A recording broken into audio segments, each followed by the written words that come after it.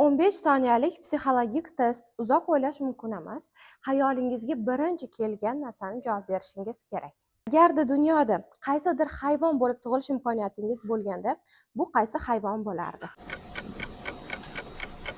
Endi tasavvur qiling, hozir aytgan hayvoningiz yo'q. U bo'lmaganda qaysi hayvonni tanlardingiz? Endi bu hayvon ham yo'q deb tasavvur qiling. Uchinchi hayvon qaysi bo'lardi? Tanlagan bo'lsangiz, endi eshiting. Siz tanlagan birinchi hayvon va undagi xislatlar atrofdagi insonlar sizni qanaqa ko'rishini istaysiz, shuni ifodalab beradi. Ikkinchi hayvon esa aslida sizni qanaqa ko'rishligini ifodalab beradi. Uchinchi hayvonimiz esa aslida siz qanaqa xarakteristikaga egasiz, qanaqa xislatlaringiz va energiyangiz bor, o'shani ko'rsatib beradi.